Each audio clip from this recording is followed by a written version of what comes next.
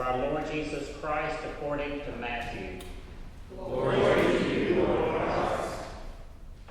Jesus said, "Whoever welcomes you welcomes me, and whoever welcomes me welcomes the one who sent me. Whoever welcomes a prophet in the name of a prophet will receive a prophet's reward. And whoever welcomes a righteous person in the name of a righteous person will receive the reward of the righteous. And whoever gives even a cup of cold water to one of these little ones in the name of a disciple, truly I tell you, none of these will lose their reward." The Gospel of the Lord. Praise to you, Lord Christ.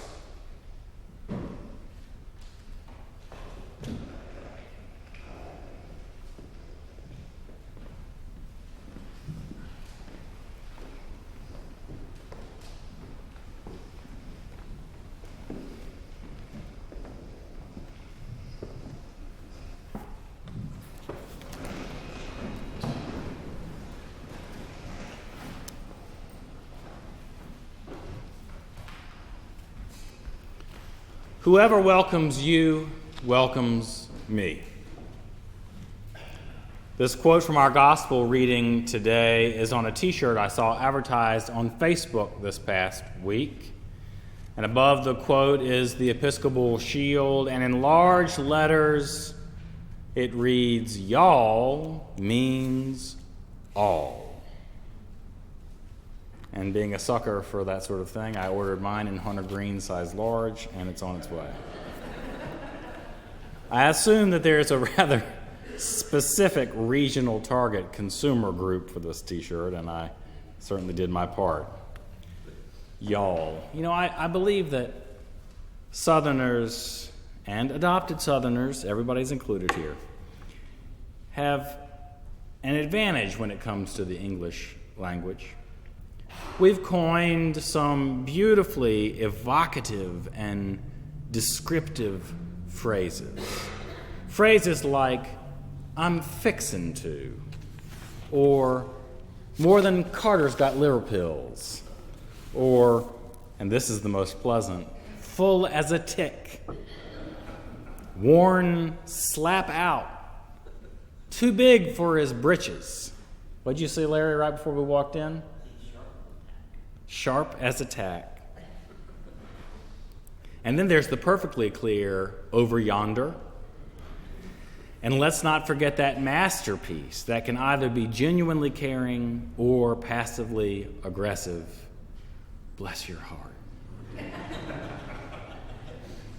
Should we even have folks who just make things up simply as they go along? I've got this friend, Sonny, who's a priest down east, and yes, his name is Sonny, an apt nickname, an apt Southern nickname, this time somehow from Malcolm. And Sonny coins so many of these new phrases as he goes along that his parishioners started keeping notebooks about all the crazy things that he would say. My favorite, at least the favorite that I can use in church, is, "It was like trying to stuff 20 puppies into a bathtub." No one's exactly sure what Sonny's talking about when he says these things. I'm not sure he's quite sure he knows what he's talking about when he says these things. And none of us can be sure that he's just making them up because he's from Bertie County, and so few people have ever been to Bertie County that they might not ever know the truth as to whether it's used by others or not.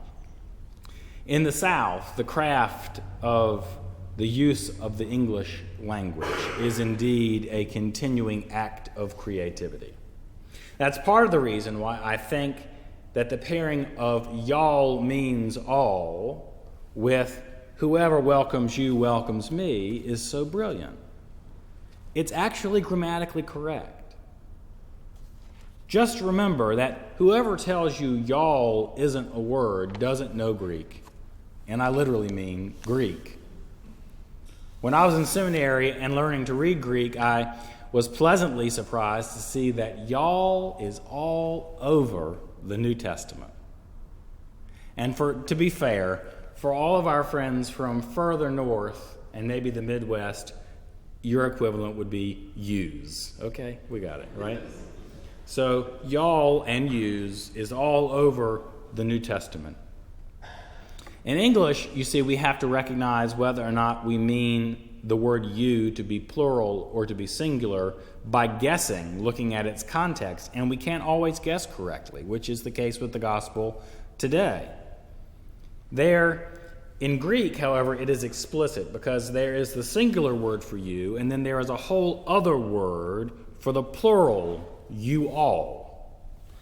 Most of my classmates in seminary chose to translate this plural, you all, by writing you and then a P or the word plural in parentheses out next to it. This seemed clunky and excessive to me when there was a perfectly good word that could be used instead, y'all. And so throughout my seminary history, all of my Greek was filled with the word y'all instead, arousing a wry smile from my Greek professor, the same who called me Yoda because I refused to put my Latin translations into English word order.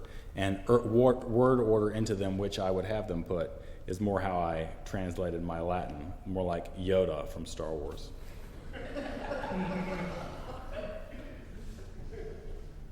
Y'all, you see, does mean all, which is exactly what Jesus is saying in the gospel today.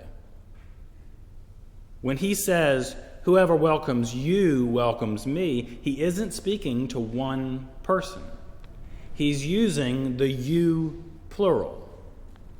He's talking to the whole group of his disciples who he is about to send out to do ministry. And he's warning them about the perils which will beset them and the joys which will surely be theirs.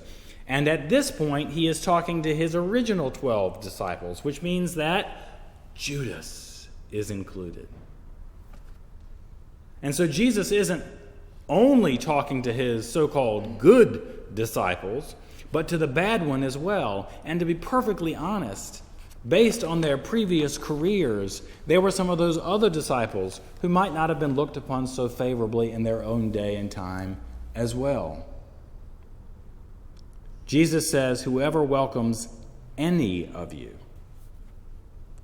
despite your imperfections, including your differences, welcomes me. The act of hospitality is therefore sacred. It is a portal to the divine.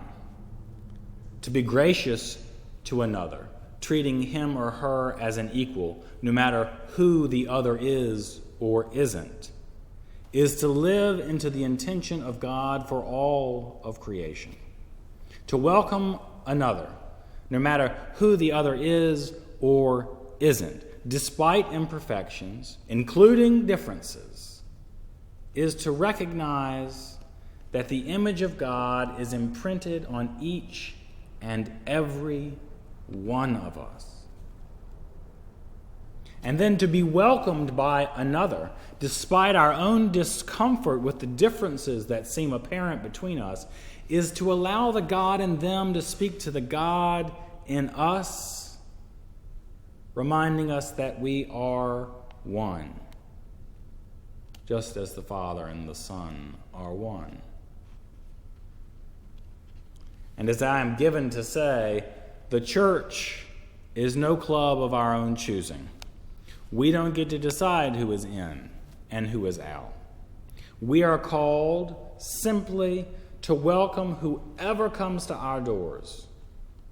And then, as the living church, out there in the world, in our day-to-day lives, we are called to be hospitable and kind to everyone we meet, no matter how difficult they may make it for us. On walks around town as a child in Wilmington, I remember asking my mother why she waved and smiled at everyone who passed by on the street, in a car, or walking, even the ones she didn't know. And she answered, because that's just what we do. We are pleasant to one another. I'm not saying that folks in other parts of the country and other regions aren't just as pleasant and kind, but we Southerners do have a particularly overt way of showing our hospitality, or at least we used to. That's why I'm sorry to see the old habit of waving and smiling, even at strangers, disappear. As a gesture as simple as a head nod breaks down those walls and those barriers that we so needlessly build up between us and others. We are all encountering the yawl of the gospel in every moment of our lives. And so I wish we would just act more like it. The face you smile into today may be the face that saves your life on the operating table tomorrow.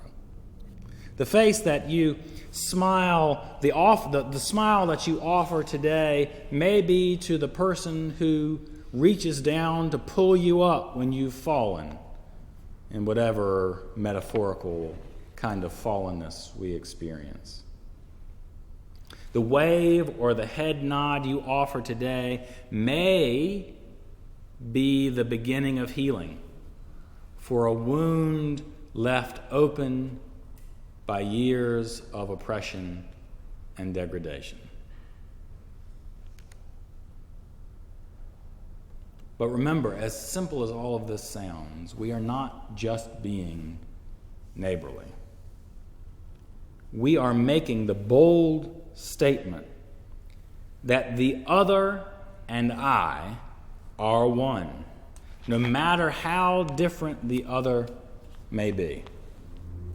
Our primary identities are always as children of God, as brothers and sisters, all made in God's image. So whether the person on the street is wearing a hijab or a yarmulke or a turban or a mess of golden curls or a head full of dreadlocks, you better smile.